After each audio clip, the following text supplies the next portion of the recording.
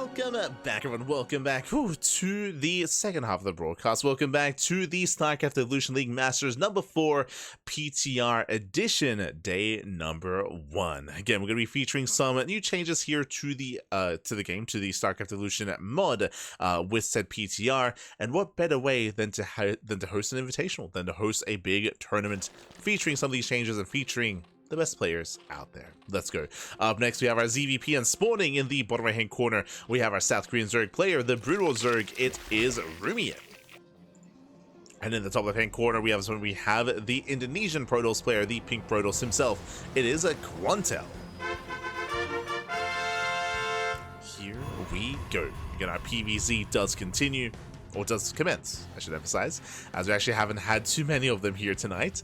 And we'll see, again, we'll see how Quantel can handle Rumeith. As Rumeith, he is more of a dedicated player here to StarCraft Evolution. He competes a little bit in StarCraft 2, but he's a rare sight. He's a rare sight in the StarCraft 2 events. I want to say that maybe we saw him in some Elima League brackets, maybe early on at the beginning of the year.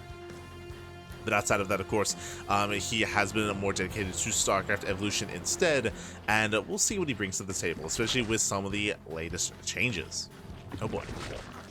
For now, going Hatch Gas Pool, going for a standard opener, everything looking normal so far. Likewise, Quantel back at home, going for his own Gate Expand.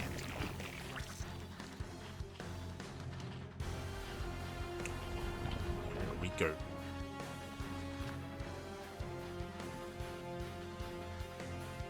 Somebody's dark tonight. I'm getting spoiled. Oh, let's go. I mean, we had Rumeith and we had Magiturtle. True. These are our two Zerg players in the brackets. As Rumeith does go for his own macro hatchery back at home. Again, quite common to open up and head in towards Ling Hydra-based compositions. You can go for a faster layer and go into Ling Muta. That is also a viable option, especially on some of the larger maps like Maganatha. True. Can try to go into Muta play.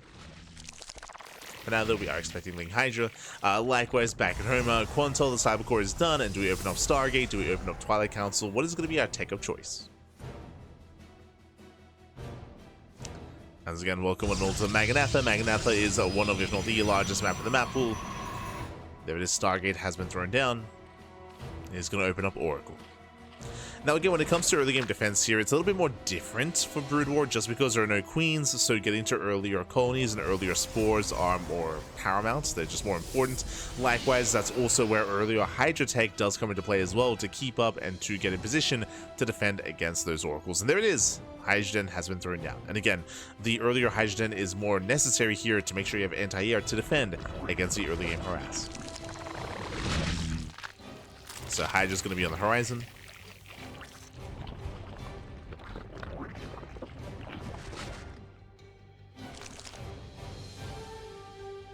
Magiturtle was the amphibious Rapscallion that we all needed. True. He's so magical.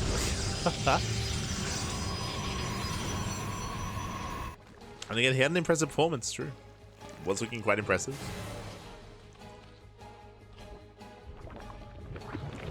Behind this episode, do threaten a shade. Ooh, they do commit, actually. Yeah, Lings are in position. That Ep's going to be locked down. They shouldn't get much done. They will get one drone kill, but just one. So better defense here from Rumeith. We'll shut him down. Hydras are building up. The Oracle is soon to be zooming across the map. Making its way. And again, Hydras are popping out just in time to defend.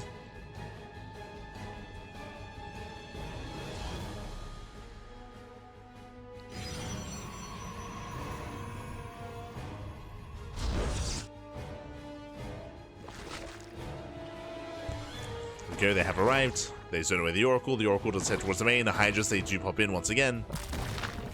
And the Oracle is forced back. Behind this, you see Quantel going for the Robo on 2 bases, going for early Immortal into a Bay, all on 2 bases.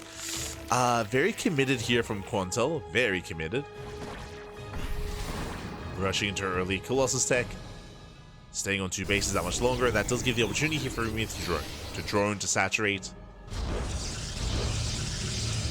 To build up on 3 bases, to get a 4th. Speaking of a lot of tech on 2 bases, we got a forge as well, extra gateways. Just very dedicated here on those 2 expansions. I mean, it makes sense. Just because Hydras become online a lot sooner, it is less safe to rush into a 3rd base in this matchup, as opposed to in regular ZvP in SE2.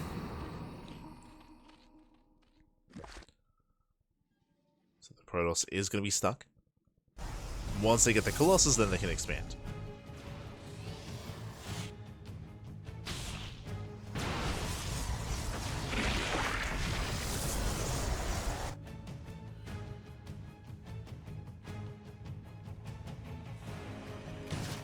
See, Lair is on the way.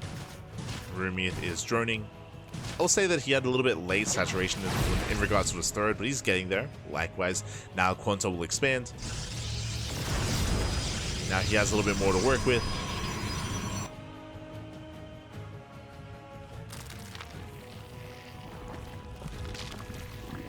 As the first Colossus has arrived. So Quantel, he is secure. Likewise, Twilight Council is on the way. From here, can start to take up into charge, into blink. And speaking of teching, Rumeith goes for the Spire. Now, this is a little bit scary.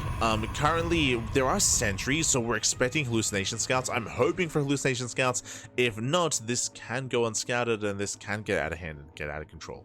But again, there's 3 sentries. We should be seeing Quantel move out soon. Stage trap is baited. Plus on range on the way.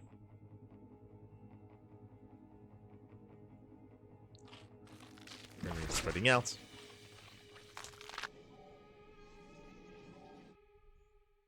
Oh, never mind. Canceling range, going into melee upgrades instead.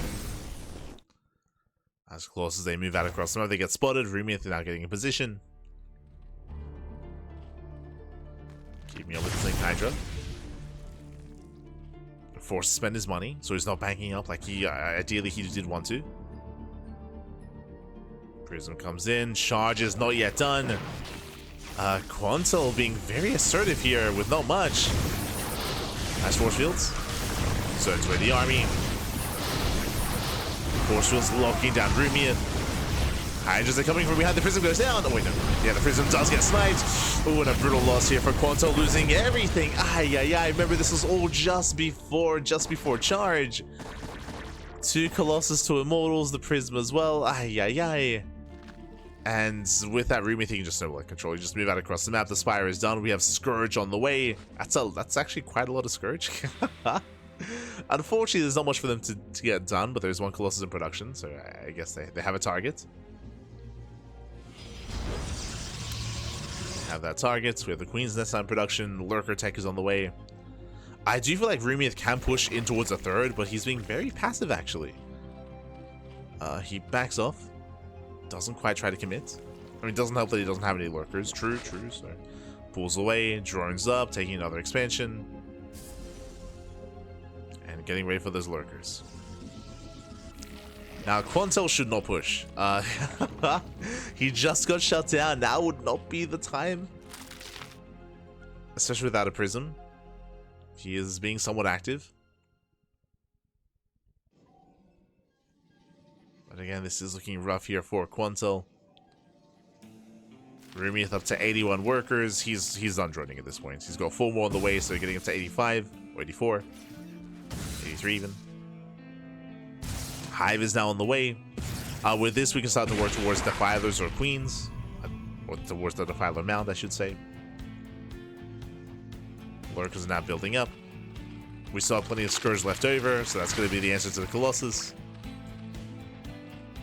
And we have 2 more rovers on the way. Now, one big thing here, we mentioned earlier how we were waiting for the hallucination scout. We never got it. And even now, I mean, Quantel's playing so blind. So he doesn't know that there's a Spire. He doesn't know that there are Scourge that are building up. I don't think he's seen them yet, so he's still making more Colossus. Whereas right now, he would need High Templar, Storm, and Disruptors more than anything. Like, these Scourge, they shut down Colossus so hard. But again, Quantel just doesn't know, right? He hasn't scouted.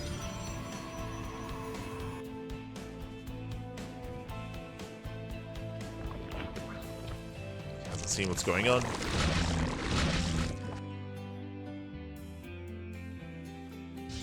Going into double immortal production. Interesting. Workers are spotted.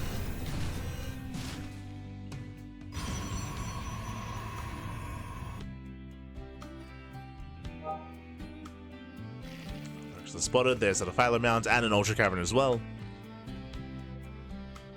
Rumeith is building up.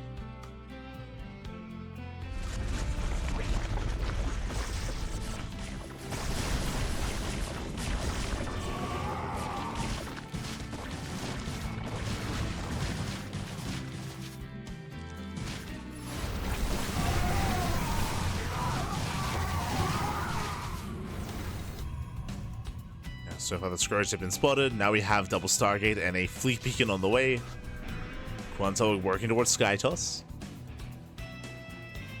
I'm curious how effective Sky Toss is against late game Zerg with Scourge. Like, it's a dynamic that we haven't really seen. I'll be honest, I don't think we've actually seen much late game PvZ period in StarCraft Evolution.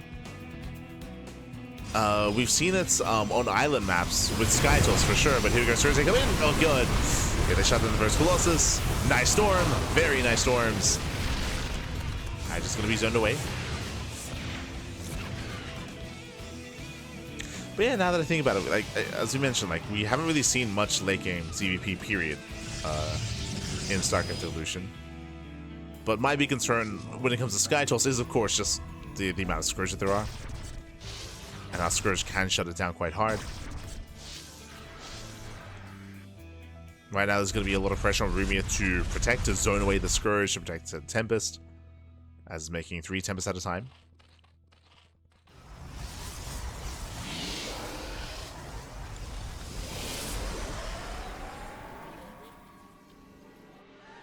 I think there was some early on. I think maybe last year. Maybe. I mean, in general, late game is a rare sight in StarCraft Evolution, but I feel like even more so in this matchup.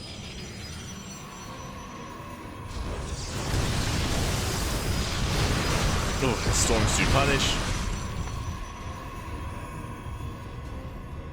Like, I think for me personally, I think that's why I enjoyed the island maps more over the past 6 months, because we got longer games there. Because it typically forced longer games. As a personal side note, but here we go. We do have the Defilers dipping in. Ultras are amassing.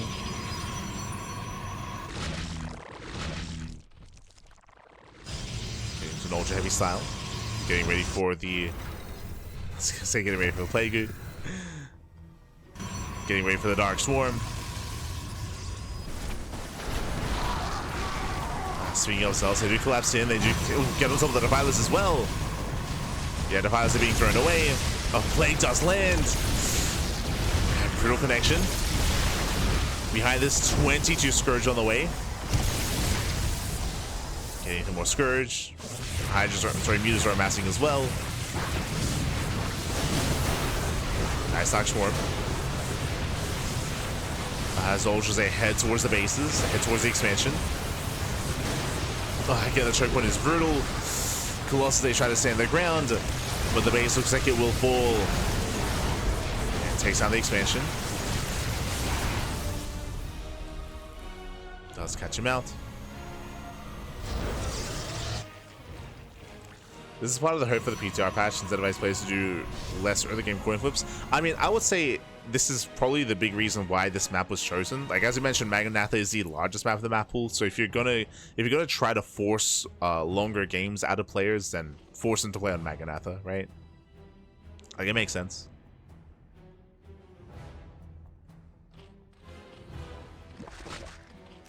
Like, we speak about it a lot of the time, but like, maps are pretty impactful when it comes to like how players approach certain matchups and how they play the game. And here we go, we do have some Devourers. Let's go. We have 9 Devourers morphing in. I know that they did adjust quite a lot in regards to the Devourer. In general, the Devourer is more of a supportive unit, and again, they allow for more damage over time.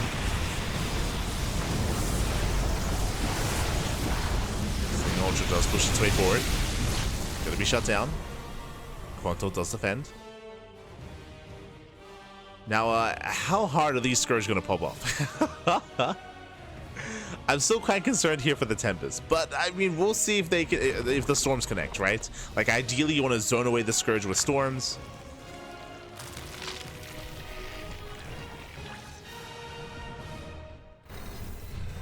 Ideally, same with your Archons as well. As the Tempest is still very low from the earlier Plague. Very low.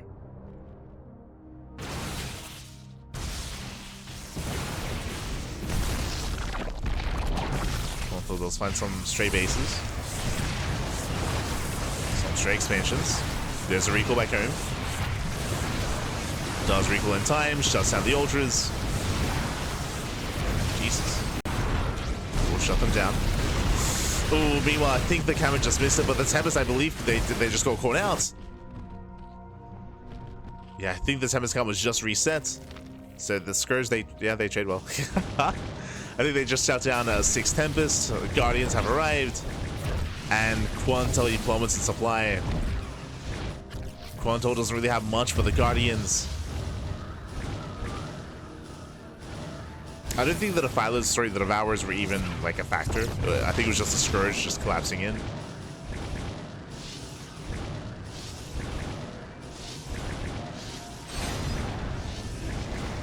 So let's go. We got the Mothership. The army does collapse in, taking down what little's left on the ground, catching out the Immortals, catching out the Archons. Devourers, they catch out the Mothership. And again, Rumeith, he's snowballing from here. Devourers, they push in. They zone away the Colossus. They collapse you on top of the Tempest as well. And again, Rumeith, he has done it. A little bit sad we didn't get to see the Scourge collapse on the Tempest, but we can assume how that went, for sure. We can assume.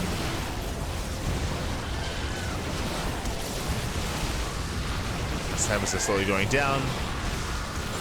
The Guardians are still pushing through. Or was the Guardian count reset? Uh-oh. Looks like it was reset. Just shuts down the Guardians. At the same time, Hydra Remax here does waddle in. The Stormers are okay, but just the one Storm. And Rumeith, he will overwhelm. Start stepping forward, getting on top of the Colossus, getting on top of the final Tempest. SEL still, let's go, they're coming in from behind. DTs as well, okay. Quantel, he holds. He survives. Still plenty of detection though. Yeah, plenty of detection. Does force his way in. And there's just not much here for Quantel. Oh, the Scourge! They collapse on the Tempest. And again, it was just a bit, just an awkward moment for Quantel. Winding it back, his armor will split. It will split up into 3 parts. And GG gets called. Rumeith takes game number 1. GG. Rumeith does take a lead, but again, Quantel, he will split up. He had his army towards the top side, towards the south side as well. He got caught out by all of these Scourge. Again, I still don't know like the best way to handle Scourge. Like, I know that Storm can zone and Archons can protect as well, but even then, Scourge is so fast. They're so fast, so quick, and I feel like it is hard to kind of protect a Skytoss army. Like late game PvZ here it's a very different dynamic than regular SE2 PvZ, and with that, GG. With that, GG well played. With that, Rumeith does take a lead, and now we're getting ready for game number 2. Let's go. Getting into game 2, and we'll see how where game 2 takes us as we're leading into Vermeer.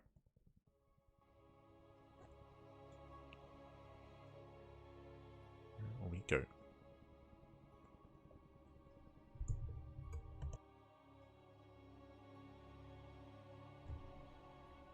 Scourge HP did go down. Yeah, that's why I was it would be really nice to see that interaction, because that's something that we didn't get here, is how much does a Storm and how much do Archons punish Scourge? That's the real question, right? It's like, how much are they punished? How much can Scourge tank? And whether they can still like break through, right? I guess that's probably the most important question in regards to our Templar Storm damage and Archon shots. But here we go. Here we go. We're getting into game number 2 and spawning in the bottom hand corner of Vermeer. We have the South Korean Zerg player. It is Rumeith. And spawning in the top hand corner, we have the pink Protoss, the brutal Protoss. It is Quantel. We go. So we're getting into game number 2.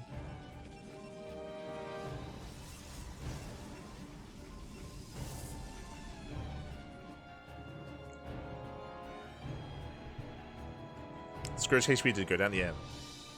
Again, as I mentioned, it's unfortunately we didn't really get to see that unit interaction in that last game. Like, as we were trying to emphasize, because the armor was split for Quantel, his attention was split as well. So, like, he didn't have the opportunity to try to protect his Sky Toss and try to protect his Tempest. Didn't really have that opportunity.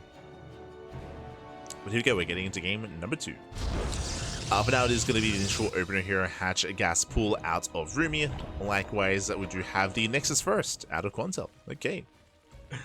As we do have a role reversal here, this time Rumeith playing SC2 Zerg, and this time Quantel playing Brutal Protoss.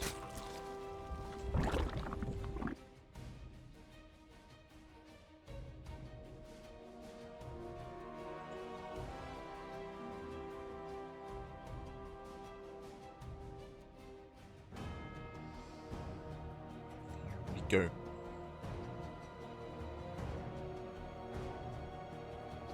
As we are going to be scouting across the map, we have Rumeith checking top right and scouting diagonally across as well. We'll eventually find Quantel.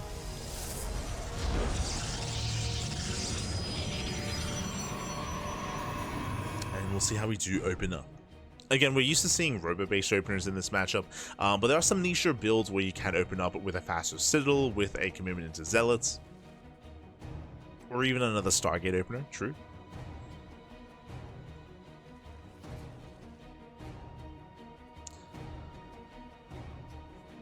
So keep an eye on Quantel.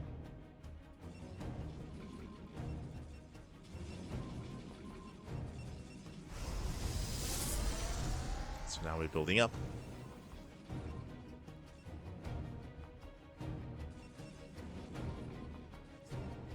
Dragoons are on the way.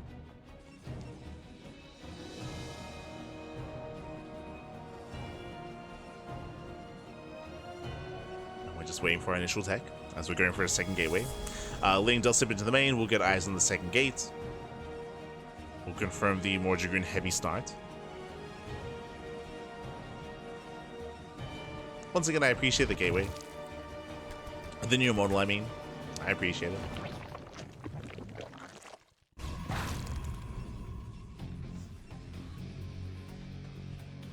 For sure.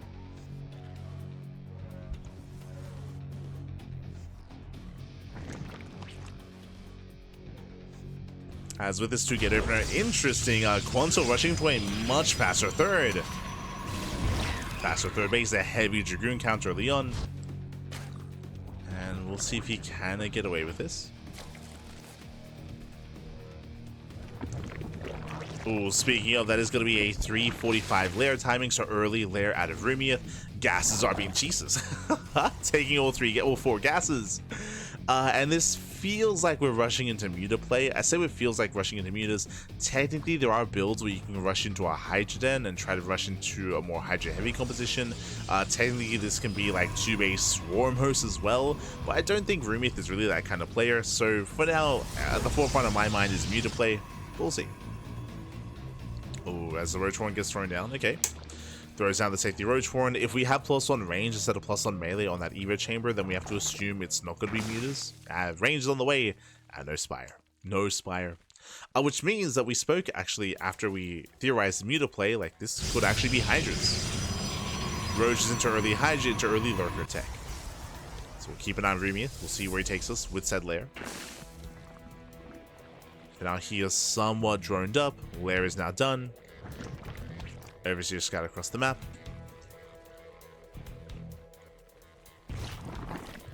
What do you have for us? Getting into roach speed, so not just the safety Roach-Ron, but he's investing into roach play as well. Overseer will get eyes on the Gateway Explosion and on the Temple Archives as well. So he's aware there's no Reavers, he's aware there's no Bay. Instead it's going to be Storm.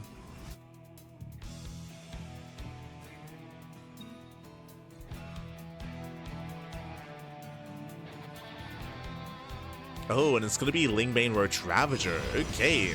A very lair kind of base composition. Very mid-game oriented.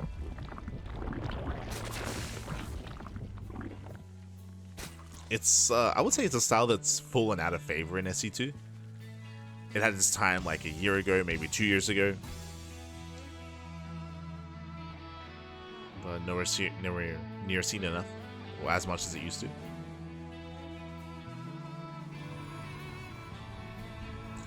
Is this game mode balanced? This is a PTR tournament, so right now we're testing some changes.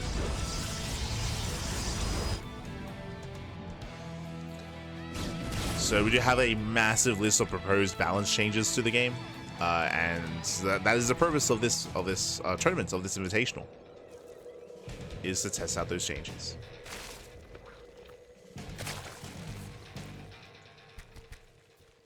Is the purpose.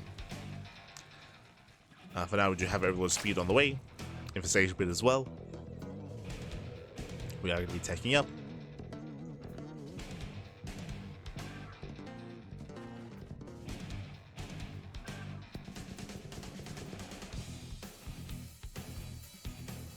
As Rumeith is rushing into Hive.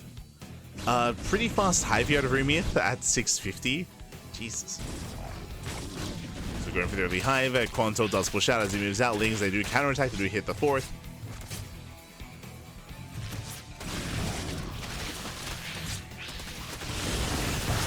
Forcing out the early Storm. But High Templar, High Templar is exposed, and he does get it. Massive pickup, takes down the Templar. No Storms left. But does end one. Yeah, force more for the Archon. With that, the Archon is going to go down, and Rumeith, he does catch Quantel off guard. He gets caught with his pants down. Ay, ay, ay. And with that, he'll lose everything. Yeah, he does overextend. No shuttle to kite back. Dragoon's going down. And just a really rough start there for Quantel, losing that first High Templar. Does have a couple of Storms left. Does hold on at the same time throughout all of this, the fourth base. The fourth base was cancelled. So no fourth, he's stuck with 3 bases. Rumeith droning up to 80, now taking up in towards Ultras. Ultra Caverns on the way, safety Infestress as well for those Fungals. And Quantel's in a rough position. From here, he's trying to work towards Skytoss. We have a Stargate on the way. With that, he can work towards a Fleet Beacon, work towards Carriers. But it is a really rough position here for Quantel. And we'll see if he can stabilize.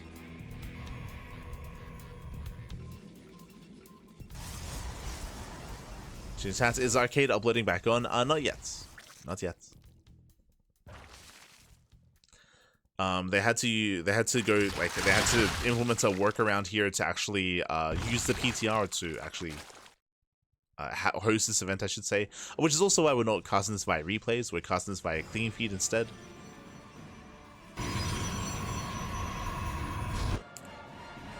For SEL Masters 4, it is going to be via clean feed.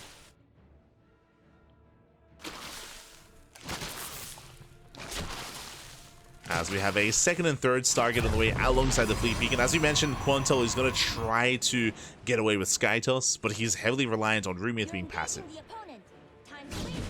Oh, goddammit. Rumeith. Oh, god. He's another Diva enjoyer. Not like this. Not like this. Este Rumeith. Shin, is that you? Este Shin. But yes, Quantel's working towards Mass Carrier. Unfortunately, Rumeith is maxed. He's maxed out, which means he should be pushing. And his goal here would be to break one of these bases before the Skytoss really gets underway.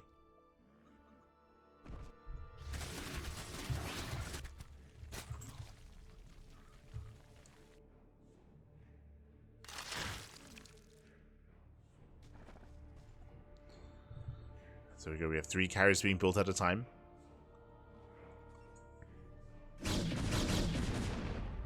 Rumeith looking to move in. Nice storm on the roaches. But the Fungals do connect, and yeah, the ultras they collapse in. Brutal Fungals. The storms are solid. His template go down. Down to 2 Archons. Banelings, they crash into a mineral line. Probe's going to be going down. And Quantel just doesn't really have much left. Again, he tried to rush into carry after the rough starts, after the rough mid-game. It's just so brutal losing all this High Templar early on. And momentum is very much a thing here in StarCraft, even in StarCraft Evolution as well. You can't afford those losses early on. Not like this. Ultra's pushing in towards a fort. And there's no saving this here. There's no saving this. The carriers are revealed. Spire gets thrown down. It is going to be a later Spire here for Rumeith. Thankfully, there's no upgrade here. There's no interceptor upgrade on those carriers. There's no capacity upgrade, so not many interceptors. And with that Rumeith, he will break the 4th and break the 3rd. And 3rd base is going to go down. From here, can push into the natural. Again, it takes a while for the carriers to really kind of find their stride without those upgrades. So they just tickle the ultras, papi. They tickle.